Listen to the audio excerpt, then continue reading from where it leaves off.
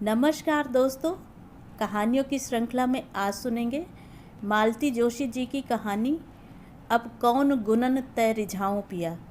लेकिन उससे पहले मेरा आपसे विनम्र अनुरोध है कि अगर आपको मेरे द्वारा सुनाई हुई कहानियाँ अच्छी लगती हैं तो मेरे चैनल को सब्सक्राइब ज़रूर करें, लाइक करें और अपने दोस्तों और परिचितों में शेयर भी करें। बेल आइकन दबाना बिल्कुल भी ना भूलें। आज सुनिए अब कौन गुनन तै रिझाऊं पिया। अबे गधे की औलाद, तेरे दिमाग में भूसा भरा है कि गोबर? इतना सा सवाल नहीं आया। क्लास में क्या सोता रहता है? और तू रे ढा ढक्कन के, तेरी आंखें हैं कि बटन? इससे आगे आभा से सुना नहीं गया। उसने गैस बंद की और हाथ में करछुल लिए ही बाहर आ गई। उसकी चूड़ियों की खनक ने उसके आगमन की सूचना दे ही दी। आलोक ने किताब से नज़र हटाए बिना ही कह दिया, आ गई आप? अब तो हो चुकी पढ़ाई। पढ़ाई चलने दीजिए, मैं तो बस यह कहने के लिए आई थी कि गाली ज़रा सोच समझ कर दिया कीजिए। अपने ही बच्चे को गधे की औलाद कह रहे हैं। एक क्षण को आलोक सकपका गया, पर तुरंत ही संभलते हुए उसने कहा, क्या गलत कहा मैंने? गधा ही तो हूँ मैं, विशुद्ध गधा। इसीलिए तो अपनी छुट्टी का कचरा करके इन बजरबट्टुओं के साथ सिर खपा रहा हूँ। बच्चे भी तो अपनी छुट्टी सेक्रीफाइस कर रहे हैं। वे भी इतवार को थोड़ा रिलैक्स होना चाहते हैं, दोस्तों के साथ खेलना चाहते हैं, टीवी देखना चाहते हैं। पर मैंने ही उनसे कह रखा है कि बेटा, पापा को संडे के सिवा टाइम नहीं मिलता और यह गणित और साइंस मेरे बस का नहीं है। बेचारे मन मार कर पढ़ने बैठते हैं, पर इतनी डांट डपट होती है कि बेचारे रटा रटाया भूल जाते हैं। उनका आत्मविश्वास ही खत्म होता जा रहा है। इससे तो अच्छा था ट्यूशन ही लगवा लेते। ट्यूशन हम अफोर्ड नहीं कर सकते, जानती हो, इसीलिए बार बार कोच कर मुझे एहसास दिलाती रहती हो। आप भी तो अपना फ्रस्ट्रेशन बच्चों पर उतार रहे हैं। पढ़ाई के नाम पर पूरे घर को जैसे यातना शिविर बना दिया है। मैं बच्चों पर अपना फ्रस्ट्रेशन उतार रहा हूँ? ये इतनी बड़ी बात कैसे कह दी तुमने? किस आधार पर कही है? बच्चों को अब इस जुगलबंदी की आदत सी पड़ गई है। वे थोड़ी देर तो सहमे से बैठे रहते हैं और फिर चुपचाप खिसक जाते हैं। मम्मी पापा को पता ही नहीं चलता। वे जानते हैं कि अब इसके बाद पढ़ाई नहीं होगी। वे हफ्ते भर के लिए फुर्सत पा जाते हैं। बकझक कर आभा रसोई में लौट आई, पर खाना बनाने का सारा उत्साह ही खत्म हो गया था। रोज़ सुबह हबड़ तबड़ में कुछ भी बनाकर चली जाती है। शाम को लौटती है तो सारी ऊर्जा समाप्त हो चुकी होती है और ढेर सारे काम उसकी बाट जो होते रहते हैं। तब सोचती है कि खिचड़ी की हांडी चढ़ाकर सबको परोस दे, पर जैसे तैसे 4 रोटियां तो डालनी ही पड़ती हैं। इसलिए हफ्ते भर की कसर वह संडे को पूरी करना चाहती है।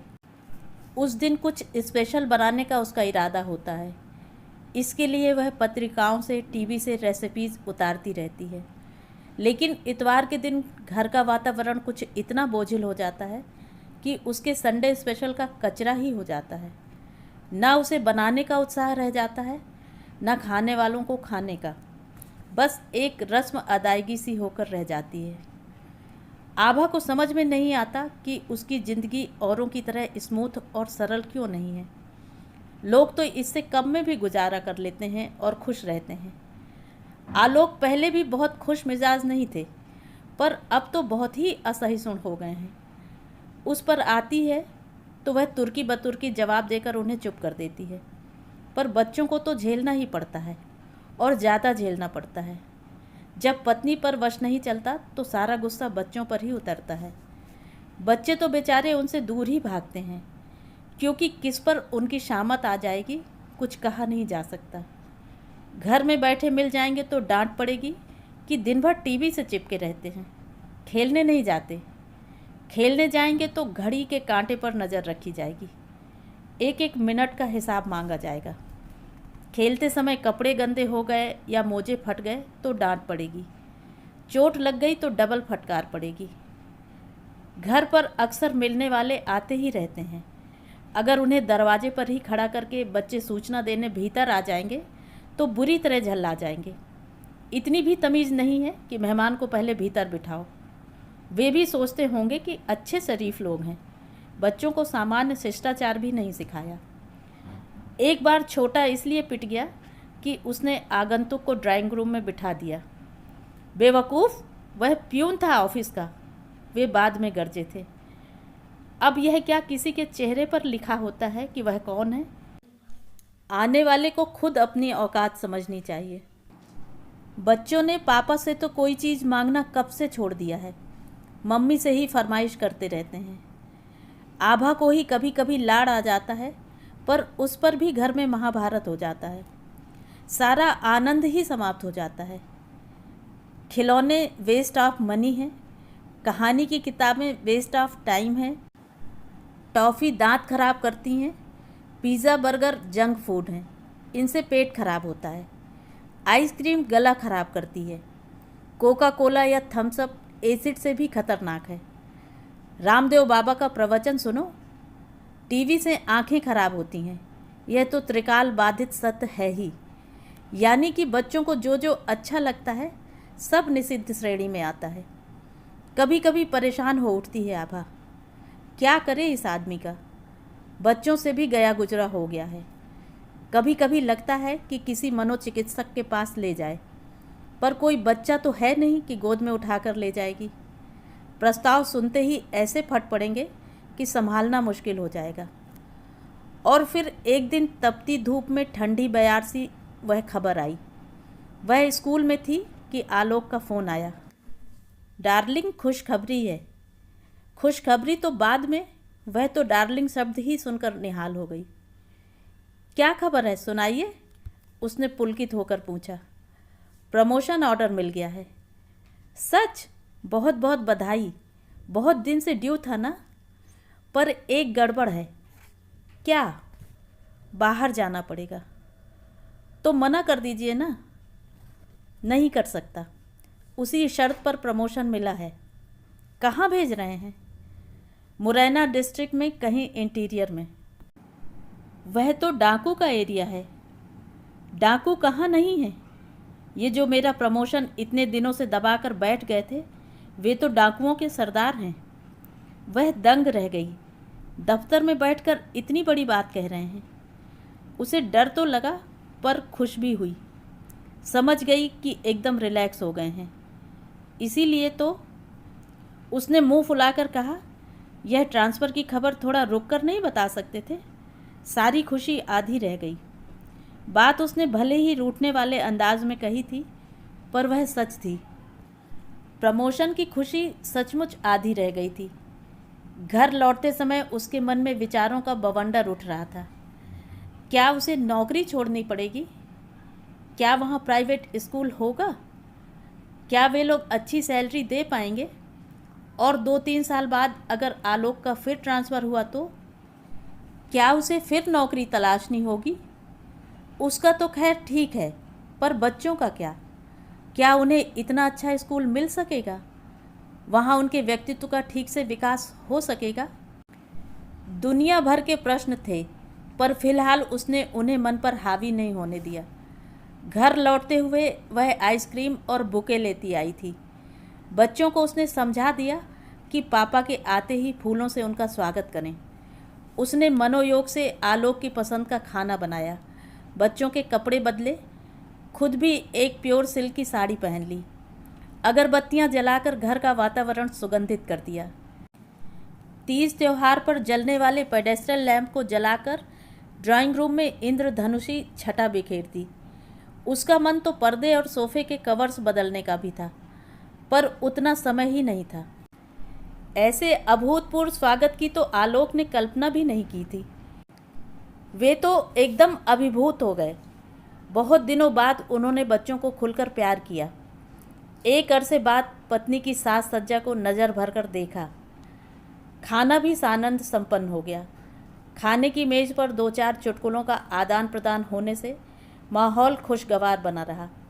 मतलब यह है कि सब कुछ योजनाबद्ध तरीके से होता चला गया, कहीं कोई व्यवधान नहीं हुआ। आभा ने राहत की सांस ली। सोच लिया कि आज की रात भी सेलिब्रेशन की रात होगी। खुश हो? बिस्तर पर आते ही आलोक ने पूछा। बहुत बहुत खुश हूँ। आभा ने पति की छाती में मुंह छुपाते हुए कहा, बहुत दिनों बाद तुम लोगों को इतना खुश देख रहा हूँ। बहुत दिनों बाद इतनी अच्छी खबर जो मिली है। मैं तो बहुत पशोपेश में था, प्रमोशन नकारने की सोच रहा था, पर तुम लोगों को इतना रिलैक्स देखकर सारा असमंजस दूर हो गया। प्रमोशन नकारने का तो सवाल ही नहीं उठता। कितनी लंबी प्रतीक्षा करनी पड़ी है, तब यह दिन आया है। बस एक ही मलाल है कि हम लोग अभी साथ नहीं चल सकेंगे। मेरी नौकरी की तो कोई ऐसी टेंशन नहीं है, पर बच्चों को मिड सेशन में डिस्टर्ब करना ठीक नहीं है। आप तब तक वहाँ मकान वगैरह ठीक कीजिए, मैं यहाँ धीरे धीरे पैकिंग करती रहूँगी। बस परीक्षा होते ही हम लोग आ जाएंगे, रिजल्ट के लिए भी नहीं रुकेंगे। तुम लोग क्या वहाँ साथ रहने की सोच रहे हो? नहीं तो क्या, हम लोग यहाँ अकेले पड़े रहेंगे? बहुत छोटी जगह है। हुआ करे, शुक्र है कि आजकल हायर सेकेंडरी स्कूल हर जगह हो गए हैं और बच्चे जब तक छोटी क्लास में हैं साथ में रह ही सकते हैं। बाद में देखा जाएगा। हो सकता है 3 साल बाद किसी अच्छी जगह ट्रांसफ़र हो जाए। आलोक कुछ देर चुप रहे, फिर धीरे से बोले, तुम लोगों को खुश देखकर मैं कुछ और ही सोच बैठा था। क्या? यही कि तुम लोग शायद इस बात का जश्न मना रहे हो कि यह बला कुछ दिनों के लिए तो टली, कुछ दिन तो अमन चैन से गुजरेंगे। आभा छिटक कर एकदम उठ बैठी। कम से कम आज तो उससे आगे बोला ही नहीं गया। रुलाई से गला रुंध गया था। सॉरी यार। क्या सॉरी? वह तुनक कर बोली। आप ऐसा सोच भी कैसे सकते हैं? इतने सालों में मुझे इतना ही जाना है। पता है दिन भर मैं कितनी बेचैन रही हूँ। ट्रांसफ़र की बात सुनकर प्रमोशन की खुशी आधी रह गई थी।